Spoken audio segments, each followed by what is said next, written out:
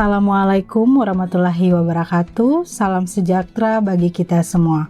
Perkenalkan, saya Kathleen Asyararisa Kota, dosen pada jurusan akuntansi Fakultas Ekonomi dan Bisnis Universitas Patimura. Video ini dibuat untuk melengkapi persyaratan dalam sertifikasi dosen tahun 2025 pada pernyataan diri dosen dalam unjuk kerja Tridharma Perguruan Tinggi bidang pengajaran. Pada kesempatan ini, saya akan menjelaskan salah satu mata kuliah yang saya ampu, yaitu mata kuliah akuntansi untuk UMKM. Mata kuliah akuntansi untuk UMKM merupakan mata kuliah wajib pada semester ganjil bagi mahasiswa semester 3 dengan bobot 3 SKS. Adapun capaian pembelajaran mata kuliah akuntansi untuk UMKM adalah yang pertama, mahasiswa mampu memahami secara mendalam sehingga dapat mengaplikasikan akuntansi secara sistematis dan mudah dalam dunia kerja, khususnya di lingkungan UMKM. Yang kedua, mahasiswa mampu memahami dan menyusun laporan keuangan UMKM. Mata kuliah ini mempelajari mengenai siklus akuntansi UMKM jasa, UMKM dagang, dan UMKM manufaktur dengan pendekatan praktis yang didasarkan pada standar akuntansi keuangan entitas mikro, kecil, dan menengah atau SAKMKM. Materi pada mata kuliah akuntansi untuk UMKM membahas tentang ruang lingkup UMKM dan SAKMKM, siklus akuntansi, jenis-jenis akun UMKM, penjurnalan, buku besar, neraca saldo, jurnal penyesuaian, neraca lajur, laporan keuangan, jurnal penutup, neraca saldo penutupan, UMKM jasa, UMKM dagang, dan UMKM manufaktur. Untuk metode pembelajarannya menggunakan case method. Dengan case method, mahasiswa akan diberikan kasus dan mahasiswa dapat mengembangkan dirinya untuk menemukan solusi. Selain itu juga menggunakan project based learning, yang mana memberikan kesempatan bagi mahasiswa melalui project yang harus dilakukan, misalnya dengan membuat laporan keuangan UMKM yang ada di sekitar tempat tinggal mahasiswa. Pendekatan dalam proses pembelajaran yang saya gunakan adalah model DIA, yaitu Delivery, Interaction, dan Assessment. Yang pertama adalah Delivery. Delivery dilakukan dengan memberikan materi pembelajaran dengan buku referensi, baik dari sumber manapun. Yang kedua adalah metode Interaction. Dalam perkuliahan, saya selalu memberikan stimulus kepada mahasiswa untuk berpartisipasi aktif dan bertanya agar proses belajar mengajar menjadi lebih interaktif. Yang ketiga adalah metode asesmen atau penilaian. Metode asesmen dilakukan dengan memberikan latihan soal, tugas, dan evaluasi dengan tujuan untuk mengukur kemampuan mahasiswa dalam memahami materi yang telah disampaikan. Berikut ini akan saya tampilkan video pembelajaran tatap muka di kelas pada mata kuliah akuntansi untuk UMKM. Silakan menyaksikan. Selamat siang semuanya. Siang Ibu. Baik, di hari ini kita ada dalam pertemuan keempat untuk mata kuliah akuntansi untuk UMKM. Nah, sebelum kita masuk dalam materi di hari ini, saya ingin menanyakan, di minggu lalu ada yang masih ingat kita membahas tentang apa? Saya Ibu. Iya, baik. Minggu lalu itu Ibu ajar tentang materi jenis-jenis akun UMKM Ibu. Baik, oke. Kalau contohnya dari jenis-jenis akun UMKM apa saja? Saya Ibu, Ya. Contohnya itu seperti kas, perlengkapan, dan peralatan. Baik, jadi di minggu lalu itu kita membahas tentang jenis-jenis akun untuk UMKM dan penggolongannya. Nah, di hari ini kita membahas tentang penjurnalan dan buku besar. Nah, ada tujuan pembelajaran di hari ini yaitu menjelaskan pengertian jurnal, mencatat transaksi ke dalam jurnal, menjelaskan bentuk buku besar, menjelaskan proses pemindah bukuan atau posting ke buku besar. Nah, jurnal merupakan pencatatan sistematis dan kronologis atas transaksi keuangan entitas atau organisasi.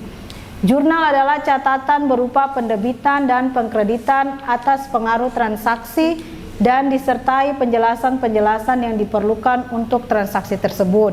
Jadi dalam jurnal ini akan dilakukan pencatatan secara sistematis dan secara kronologis sesuai dengan urutan waktunya selama satu periode.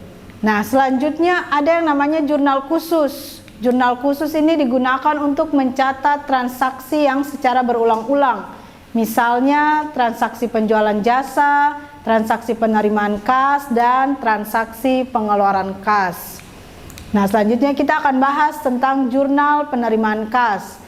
Penerimaan kas ini biasanya diperoleh dari beberapa sumber, antara lain penjualan jasa tunai, penagihan piutang usaha, dan sumber lainnya. Misalnya ada bunga, sewa, atau penjualan aset, dan lain-lain. Kemudian transaksi penerimaan kas ini biasanya transaksi yang seringkali terjadi. Nah, untuk menghindari pencatatannya secara berulang, digunakan satu jurnal khusus yang disebut sebagai jurnal penerimaan kas. Nah, dia itu untuk mencatat seluruh transaksi penerimaan kas. Nah, ini bentuk dari jurnal penerimaan kas. Ada jurnal kas masuk, kemudian ada bulan, halaman, lalu ada tanggal, keterangan, nomor bukti kas masuk.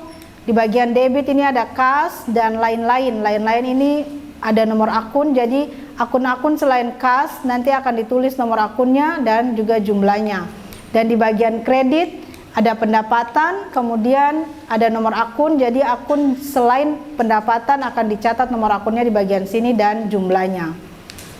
Nah, selain jurnal penerimaan kas, ada jurnal pengeluaran kas. Nah, fungsi dari jurnal pengeluaran kas ini ialah untuk mencatat transaksi-transaksi yang berhubungan dengan pengeluaran kas. Misalnya ada pelunasan piutang usaha, pembelian secara tunai, pembayaran beban-beban, serta pengambilan kas untuk pribadi atau prive, dan lainnya. Nah, bentuknya itu seperti ini, ada jurnal kas keluar, judulnya, kemudian bulan, halaman, lalu ada tanggal, keterangan, nomor bukti kas keluar, kemudian di bagian debit ada nomor akun dan jumlahnya, lalu bagian kredit itu ada kas, dan lain-lain itu ada nomor akun, jadi ada akun lain selain kas dicatat di bagian sini dan juga jumlahnya. Nah, kita masuk pada contoh. Contoh transaksi yang pertama ini tanggal 2 Januari 2025, Nona Kumala sebagai pemilik UMKM Ceria, dia menyetorkan kas sebesar 20 juta, perlengkapan 5 juta, dan peralatan sebesar 25 juta. Nah, jurnal yang dibuat itu adalah berarti kas bertambah sebesar 20 juta, perlengkapan bertambah sebesar 5 juta, peralatan 25 juta, dan modal bertambah sebesar 50 juta. Nah, jadi jurnalnya itu adalah kas bertambah 20 juta, perlengkapan 5 juta, peralatan 25 juta, dan modal sebesar 50 juta. Nah, dari jurnal ini akan diinput ke jurnal khusus. Jurnal khusus, jurnal kas masuk. Menggunakan format yang tadi yang telah dijelaskan, yaitu jurnal kas masuk, ada bulannya, bulan Januari, halaman 01. Nah, tanggal 2 sesuai dengan tanggal transaksinya, keterangannya investasi pemilik. Nah, ada kas bertambah tadi, tinggal langsung dituliskan 20 juta. Lalu ada lain-lain, nomor akunnya itu selain kas, itu ada perlengkapan, nomor akunnya 112 sebesar 5 juta, dan peralatan nomor akunnya 123 sebesar 25 juta. Dan di bagian kredit itu ada modal. Modal dengan nomor akun 311, jumlahnya itu 50 juta. Nah, ini dicatat dalam jutaan ya. Nah, kemudian transaksi yang kedua. Di tanggal 4 Januari 2025, UMKM Ceria meminjamkan uang, dia meminjam uang ke bank sebesar 25 juta. Ada yang bisa buat jurnalnya? Saya, Ibu. Ya, jurnalnya apa? Kas bertambah di debit, utang bank bertambah di kredit sebesar 25 juta, Ibu. Ya, baik. Jadi jurnalnya itu kas bertambah sebesar 25 juta dan utang bank juga bertambah sebesar 25 juta. Nah, ini nanti akan diinput ke jurnal kas masuk. Nah, tadi sebelumnya sudah ada transaksi di tanggal 2, selanjutnya transaksi tanggal 4. Berarti ada pinjaman ke bank. Nah, kasnya bertambah 25 juta. Dan lain-lain di bagian kredit ini adalah utang bank. Utang bank dengan nomor akunnya 221 sebesar 25 juta. Nah, selanjutnya transaksi yang ketiga. Tanggal 10 Januari 2025 ada pembelian perlengkapan secara tunai sebesar 5 juta. Ada yang bisa buat jurnalnya? Saya Ibu. Ya, baik. Apa jurnalnya? Jurnalnya yaitu perlengkapan bertambah di debit dan kas bertambah di kredit sebesar 5 juta Ibu. Jadi kasnya tuh berkurang ya? Ya. Sebesar 5 juta toh, karena dia belinya tuh secara tunai. Jadi perlengkapannya bertambah 5 juta dan kasnya itu berkurang sebesar 5 juta. Nah, ini nanti juga akan diinput ke jurnal kas keluar, karena tadi dia membeli toh. Kalau tadi ada penerimaan kas berarti masuknya ke jurnal kas masuk, tapi karena tadi ada pembelian masuknya ke jurnal kas keluar. Di bulan Januari halaman 01, tanggal transaksinya itu tanggal 10, keterangannya itu dia membeli perlengkapan, nomor akunnya 112 sebesar 5 juta. Lalu di bagian kredit kasnya 5 juta, berkurang toh. Oke. Yang contoh yang transaksi yang terakhir, keempat, di tanggal 15 Januari 2025 UMKM Ceria memberikan jasa kepada pelanggan dan diterima kas sebesar 4 juta. Ada yang bisa menjawab jurnalnya? Jurnalnya kira-kiranya apa tuh?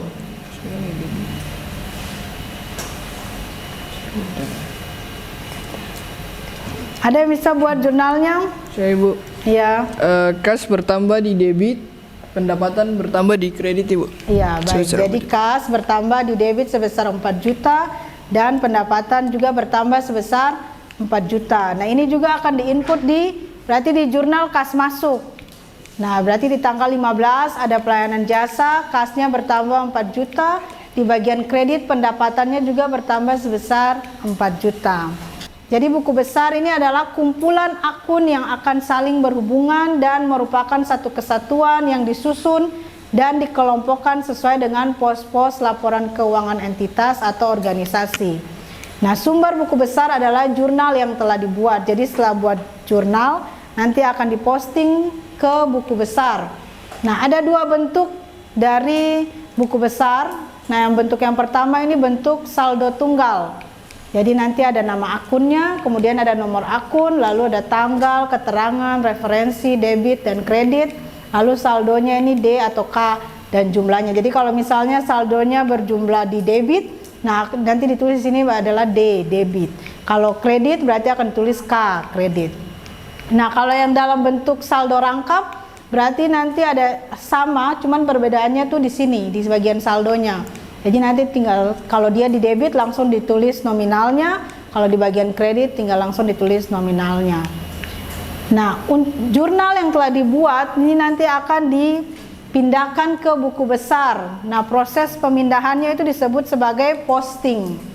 Jadi posting dilakukan setelah jurnal itu dibuat.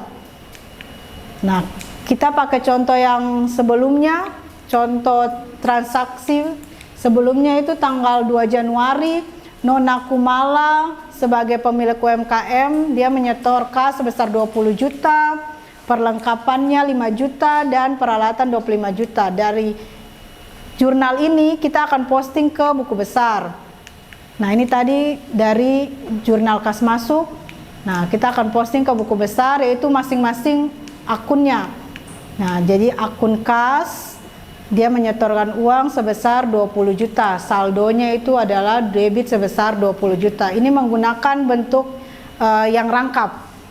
Nah, kemudian akun perlengkapan juga dicatat menyerahkan perlengkapan sebesar 5 juta. Berarti diambil dari jurnal kas masuk nih, 5 juta. Maka diposting ke buku besar di bagian perlengkapan sebesar 5 juta di debit dan saldonya juga 5 juta. Jadi harus di masing-masing pos akunnya. Kemudian peralatan, ada peralatan, dia menyerahkan peralatan sebesar 25 juta di debit. Nah, saldonya itu juga sebesar 25 juta di debit. Dan yang terakhir adalah modal sebesar 50 juta di kredit. Saldonya juga sebesar 50 juta di kredit. Oke, selanjutnya kita ada dalam latihan soal.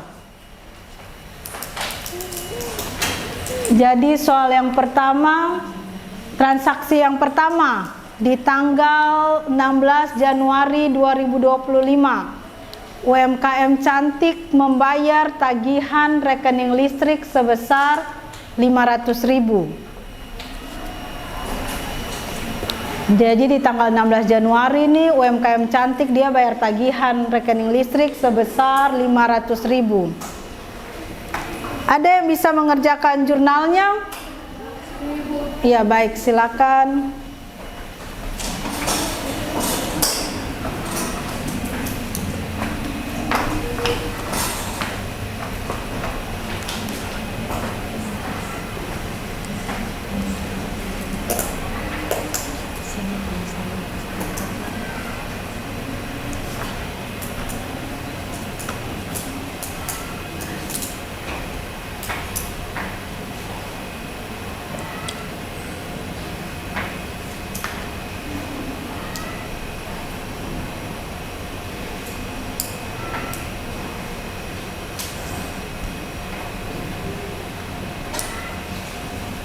Ya, baik. Berarti benar ya, di sini tertulis beban listrik bertambah sebesar 500.000, kemudian kasnya itu berkurang sebesar 500.000 di bagian kredit. Nah, soal yang kedua, tanggal 20 Januari 2025, UMKM Cantik dia membayar gaji karyawan sebesar 1.500.000. Tanggal 20 Januari. Ada yang bisa mengerjakan soal ini? Transaksi yang kedua? Ya, silakan.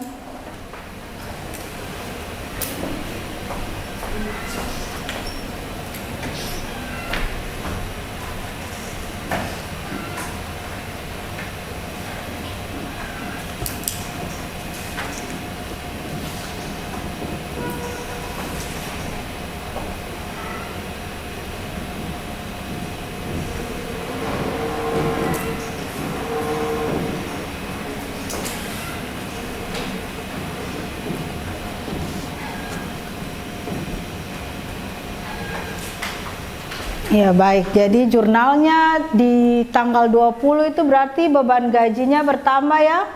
Di debit sebesar 1.500.000 dan di bagian kredit itu kasnya berkurang sebesar 1.500.000. Nah, soal yang terakhir nih. Tanggal 26 Januari, pemilik mengambil kas untuk keperluan pribadi sebesar 1 juta di tanggal 26 Januari. Ada yang bisa mengerjakan jurnal yang terakhir ini, transaksi ketiga? Ya, silakan.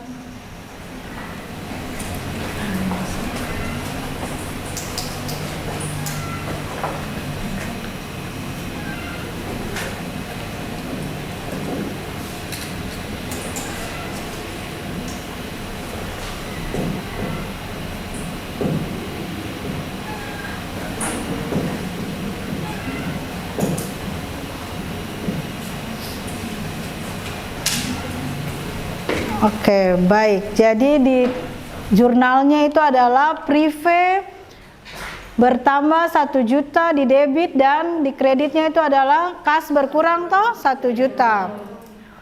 Oke. Selanjutnya, ada yang mau bertanya terkait dengan materi yang sudah dijelaskan tadi? Iya, silakan. Jadi saya mau bertanya, mengapa dalam UMKM itu perlu dilakukan penjurnalan, Bu? Iya, baik. Jadi dalam UMKM itu dia memerlukan untuk dibuat penjurnalan karena dia bisa mengetahui kondisi keuangannya.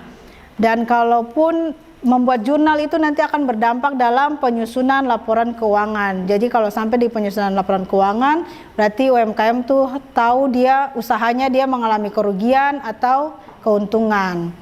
Nah, selanjutnya ada yang mau bertanya juga? Saya, Ibu. Iya, baik, silakan. Jadi tadi Ibu bilang setelah membuat jurnal itu akan diposting ke buku besar, Ibu. Di sini pertanyaan saya yaitu apakah diperbolehkan setelah membuat jurnal itu tidak harus posting langsung ke buku besar, Ibu? Iya, jadi seharusnya setelah membuat jurnal itu harus posting ke buku besar. Kalau tidak diposting ke buku besar, karena kegunaan dari buku besar itu untuk mau melihat saldo akhir dari setiap akun. Nah, dengan adanya buku besar ini dia kalau terjadi koreksi, misalnya ada kesalahan dalam penjurnalan, itu bisa dideteksi dan bisa dilakukan perbaikan sebelum dilanjutkan untuk menyusun neraca saldo. Jadi diposting ke buku besar ini sangat penting ya, jadi tidak bisa dilewatkan seperti itu. Baik, kalau misalnya tidak ada pertanyaan lagi, berarti saya akan menutup perjumpaan kita di hari ini ya. Sampai jumpa di minggu depan. Selamat siang semuanya. Demikian deskripsi singkat dan proses pembelajaran pada mata kuliah akuntansi untuk UMKM. Wassalamualaikum warahmatullahi wabarakatuh. Shalom.